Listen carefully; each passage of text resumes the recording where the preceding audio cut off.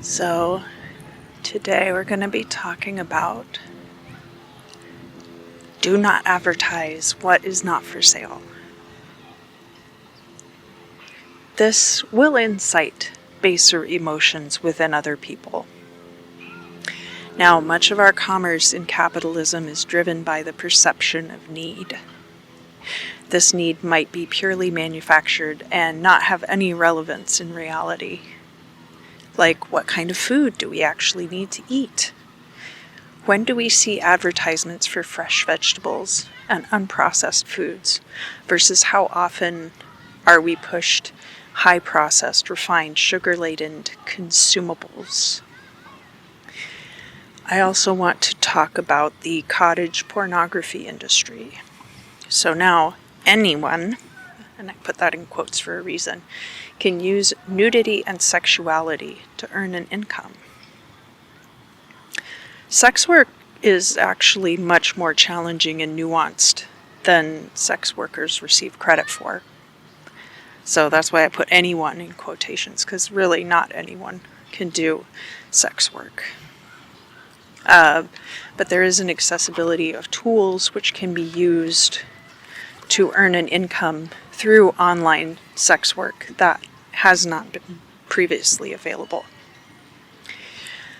The overarching accessibility of mature content has been pervasive since the inception of the internet.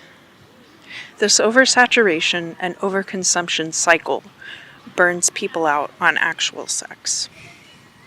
People will treat all kinds of other people like sex workers, which we shouldn't be treating sex workers a particular way anyway. And it should not be assumed that someone is open to doing sex work just because you might perceive that what they're doing is adjacent in some way. And of course, the ASMR community is a really prime example of this. That people will often make requests of personalized videos that are very borderline and inappropriate and not considerate of the individual who's putting out that work. But I would say that I've also had some very good experiences. So the possibility is there. And we should create a more compassionate space for everyone involved in that.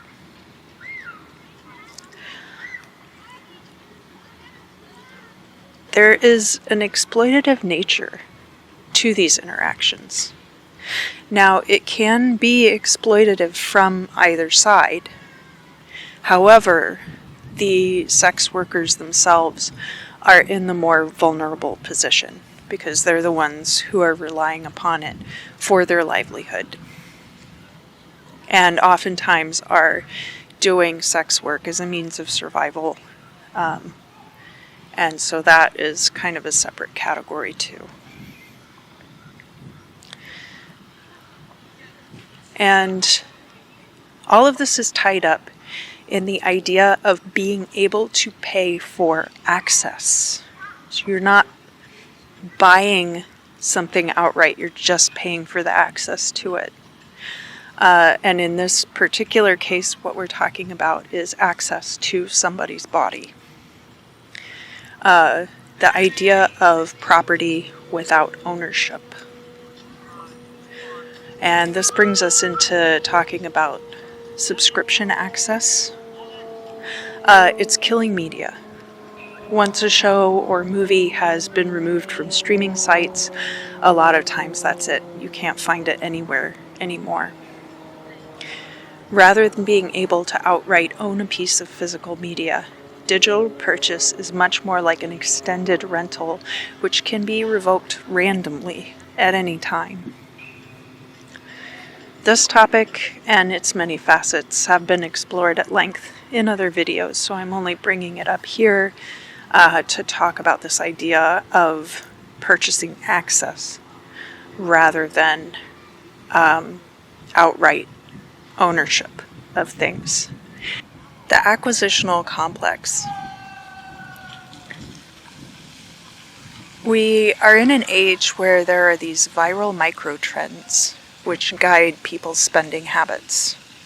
And of course, this is where I'm going to talk about the Stanley Cup. Really, like, in your lifetime, you only really need like one Stanley Cup. Like, they're very durable. They're very well made. And people will have like cabinets and cabinets full of these things. I mean, like, granted, if you lose it somewhere, then you should buy another one. But you don't need like a whole cabinet full of them. And then they found out that lead is used in the manufacturing process. Now, there's not even lead in any of the drinking surfaces of the Stanley Cup. But people were throwing away cabinets and cabinets full, like hundreds and thousands of these cups that they had purchased as part of this acquisitional complex.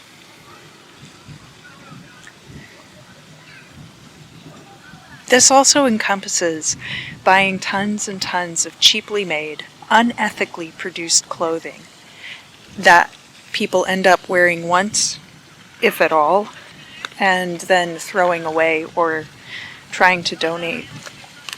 And that creates an issue in the thrift stores where there's no longer quality goods being put into the thrift store. There's also like those crystal funnel and Amazon advertisements that you'll see on TikTok, things that like you would never need in a million years, but they're going to convince you that you do.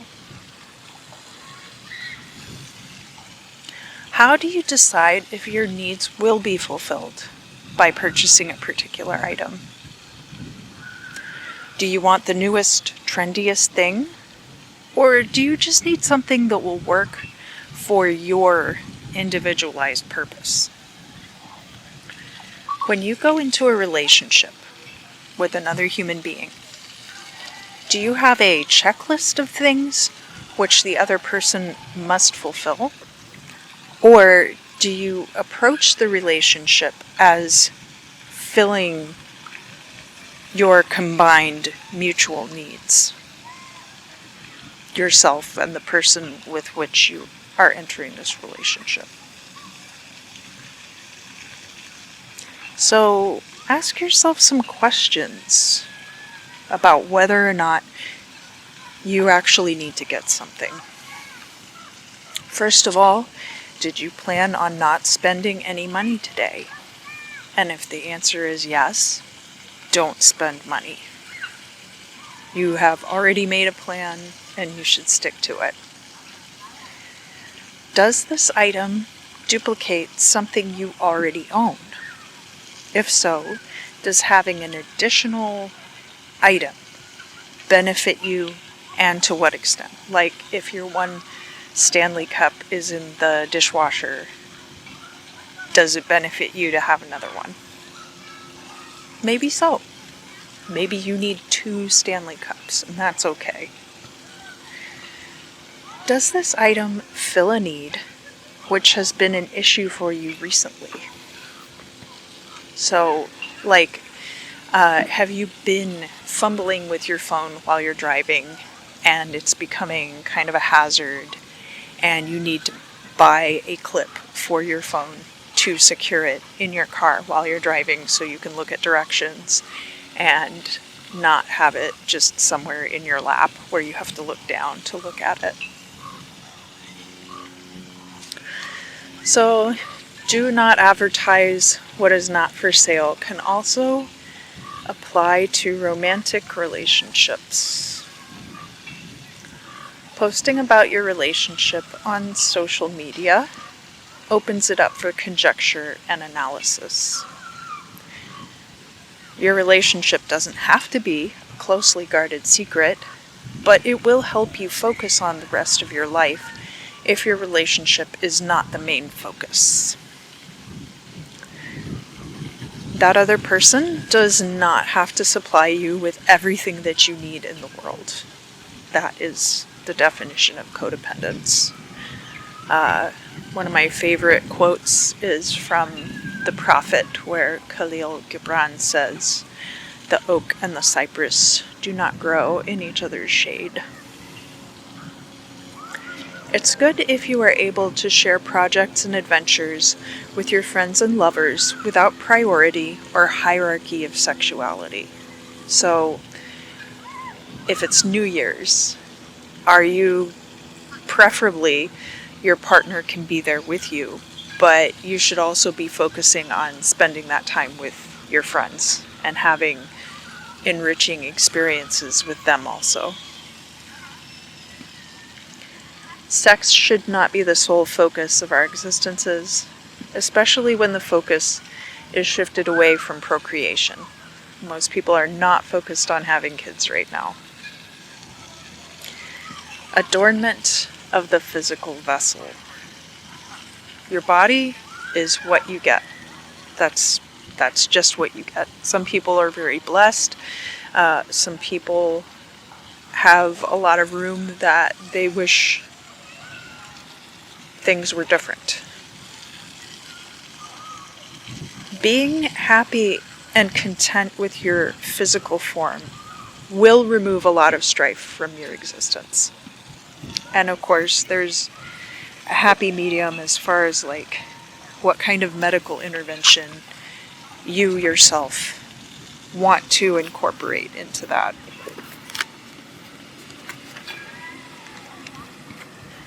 Most of this is accepting your body the way it is. Many courses of treatment are not optional, and of course you should always start there. Some treatments work better than others, and not every cosmetic result is possible for every body. Look at what the maximum benefit will be for you, not just your desired result.